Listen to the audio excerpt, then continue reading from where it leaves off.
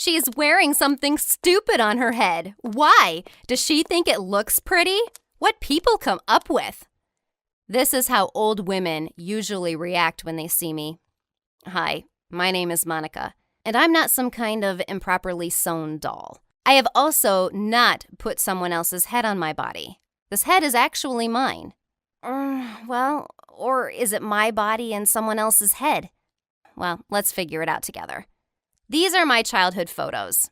Do you see anything in common between the past and the present? Lots of similarities, right?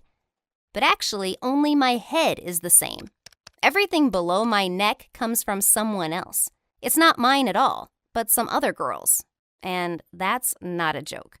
Maybe you think a disease caused me to have such a monstrous operation, but in reality, it's not like that.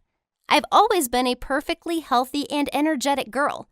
I played tennis, went to a prestigious school, and planned to go to a very fancy college. My parents were proud of me, and every day they were glad that they had such a cool daughter. Clever, beautiful, and excellent student. Yes, I was delighted with myself, and nothing, absolutely nothing, seemed to spell trouble. But on February 18th, 2019, something awful happened. That day will always be considered the most terrible day in the history of our family. I went for a morning walk to recharge and feel refreshed with some positive energy that would last me at least until the evening. This was a common ritual for me. I was in a great mood and had a lot of plans for the near future because I was sure that my life was just beginning. I was walking through the park where there were no people at all, and suddenly my former tennis partner, Julia, walked into my path. I was delighted to see her and greeted her in a friendly way, but she, it seems, didn't share my positive feelings because she stood in my way and glared at me as if I had done something bad to her. Actually, 3 months before that, something unpleasant had happened between me and Julia. I had already forgotten about it, but she, it seems, didn't. The issue was that she began to slip in tennis, and a lot of the best tennis players in the clubs started treating her like an outsider. And then I became the front runner. This infuriated Julia, especially when I was sent to the match that she had spent over a year preparing for. Apparently, she came to the forest to talk about it.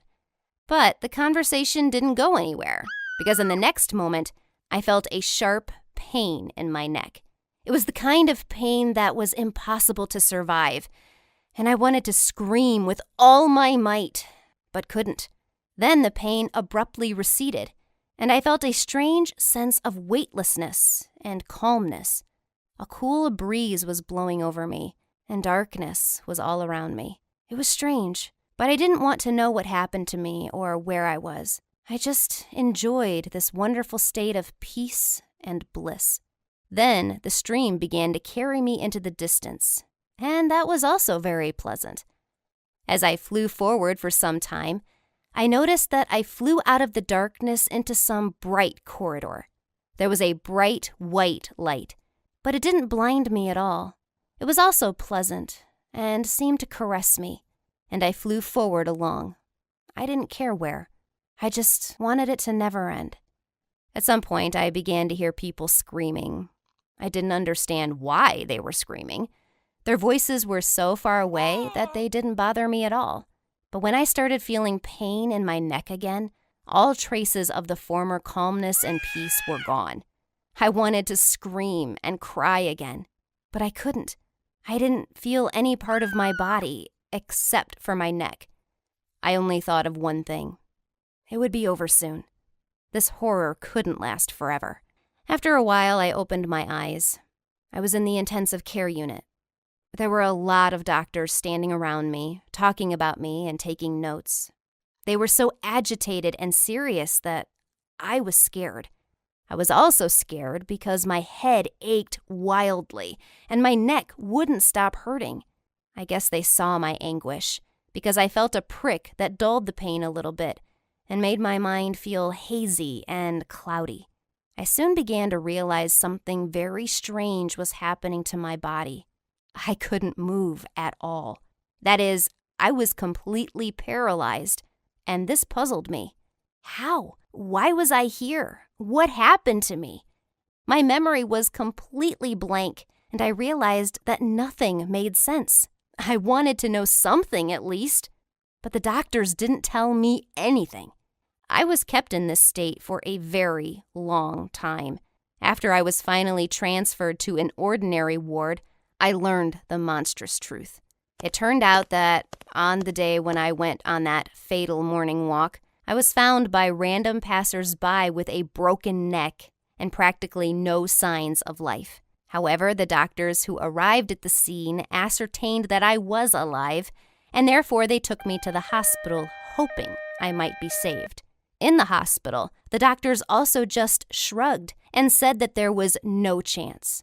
But fortunately, there was one crazy doctor among them who said that he was ready to go for broke and try to transplant my head, which wasn't injured at all. That is, he decided to take my head, which could no longer be part of my body, and attach it to someone else's body. And my parents had no choice but to give their consent to this operation. It would take a miracle. There was a very small chance. The crazy professor put the chance of a successful outcome at 0.001%. When I found out about it, I was overcome with the feeling of horror. What my head was resting on, was it mine? How? Whose was it? And what should I do now if I can't control it at all?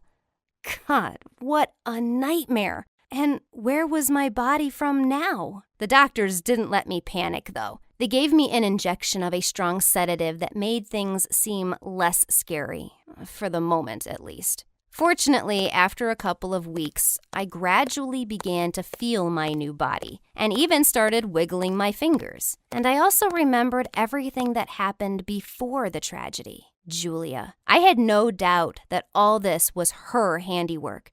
So of course, I told the police about it. They had been interested in what happened to me for a long time, and I was sure that my former tennis court partner either hit me on the neck with something or maybe just tried to unscrew my head. I wanted her to be punished as soon as possible.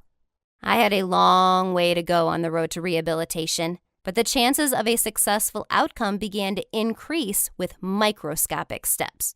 I could still die at any moment because at least 90% of me was no longer me. And so there was no question of me being discharged from the hospital for at least another 6 months. Slowly but surely, I began to master my new body. First, my fingers began to move. Then I began to bend my arms and legs. After 4 months, I finally sat down. And after that, I got up. By the time I was discharged, I could already walk without anyone's help. For a long time, they hid mirrors from me and did everything so I didn't see myself below my neck. But after I returned home, it was already pointless to hide my reflection. When I first saw my new self, I was again seized with horror. This body didn't fit my head at all. It was somehow frail and not at all athletic like the real me. The arms were long, and the head seemed very large compared to the body. It was just nonsense. I turned from a beautiful athletic girl into something incomprehensible and awkward. I began to sob and even regretted that they had saved me. It was better to be nothing than to live as a freak.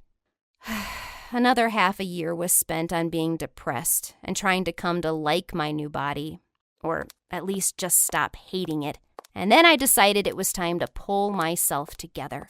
I remembered how much I loved life and how positive I was before that tragedy. So, first of all, I went back to my morning walks in the park. And then I began to train again. And after a couple of months, my body began to respond. It started to become more fit and slender. It was very different from what I was used to. Soon I even started to like myself. And my head? Well, yeah, it doesn't really match my body. So what? The most important thing is that I can continue to live in this world and that I managed to cheat death. It took the police a long time to investigate my case, and Julia was taken into custody. But a year and a half after the incident, new details came to light. It turned out that on that ill-fated day, Julia accidentally met me in the park and decided to take the opportunity to talk to me one-on-one.